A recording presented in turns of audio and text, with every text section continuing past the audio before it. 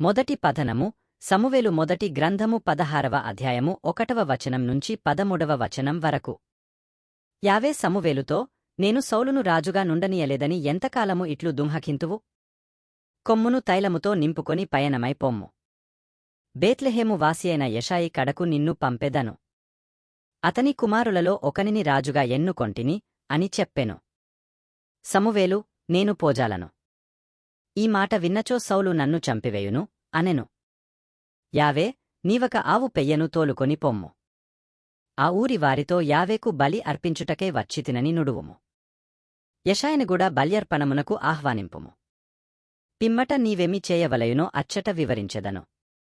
నీవు మాత్రము నేను నిర్ణయించిన వానిని అభిషేకింపవలెను అనెను.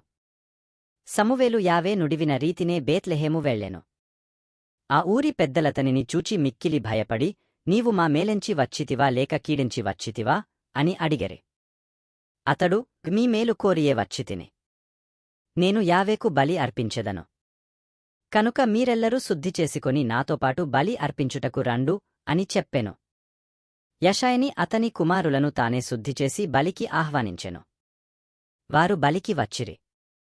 అప్పుడు సమూయేలు ఎలియాబును చూచి ప్రభువు ఎన్నుకొనిన రాజు నిక్కముగా యావే ఎదుటికి రానే వచ్చినాడుగదా అనుకొనెను. కాని యావే, ఇతని రూపమును, ఎత్తును చూచి భ్రమపడకుము. నేను ఇతనిని నిరాకరించితిని. దేవుడు నరుడు చూచిన చూపుతో చూడడు. నరుడు వెలుపలి రూపును మాత్రమే చూచును. కాని దేవుడు హృదయమును అవలోకించును అని చెప్పెను. అంతటా యెషాయి అబీనాదాబును సమూయేలు ముందట నిలిపెను. కాని అతడు, యావే ఇతనిని గూడ ఎన్నుకోలేదు అని చెప్పెను. యెషాయి మరల షమ్మాను సమూయేలు చెంత నిలిపెను. కాని సమూయేలు, యావే ఇతనిని గూడ ఎన్నుకోలేదు అని చెప్పెను. ఈ రీతిగా యెషాయి తన 7 కుమారులను సమూయేలు ఎదుట నిలిపెను. కాని అతడు, యావే వారిని ఎన్నుకోలేదు అని చెప్పెను. సమూయేలు, నీ కుమారులందరూ వీరేనా అని యెషాయిని అడిగెను. అతడు, కడగొట్టువాడు ఇంకొకడున్నాడు. వాడు పొలమున గొజెలు కాయుచు ఉన్నాడు అనెను. సమూయేలు, ఎవరినైనా పంపి కుమవానిని పెలుపింపుము. అతడు వచ్చువరకు నేను భోజనమునకు కూర్చుండను అని పలికెను. యెషాయి చిన్న కొడుకును పలువనంపెను. అతని మేను బంగారమువలెనుండెను. కండ్లు మలమల మెరయుచుండెను. ఆకృతి సుందరముగానుండెను.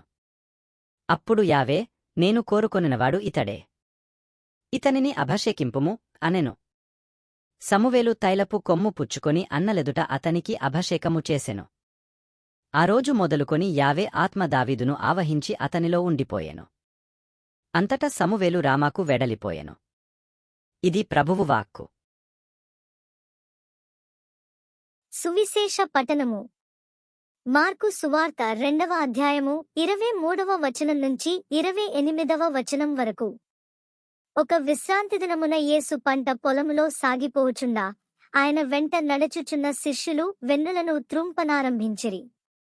దానిని చూచిన పరిసయ్యులు, విశ్రాంతి దినమున చేయదగని పనిని వీరేల చేయుచున్నారు అని యేసును ప్రశ్నించిరి. అందులకు ఆయన వారితో, దావీదు అతని అనుచరులు ఆకలిగొనునప్పుడు ఏమి చేసినది మీరు చదువలేదా? అబ్యాతారు ప్రధానయాజకుడుగా ఉన్న కాలమందు దావీదు దేవాలయములో ప్రవేశించి, అర్చకులు తప్ప ఇతరులెవ్వరు తినగూడని అచటనున్న నైవేద్యపు రొట్టెలను తాను తిని తన అనుచరులకు పెట్టెను గదా? మానవుని కొరకే విశ్రాంతి దినము నియమింపబడినదిగాని విశ్రాంతి దినము కొరకు మానవుడు నియమింపబడలేదు.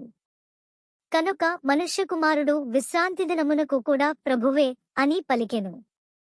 ఇది ప్రభువు సువిశేషము.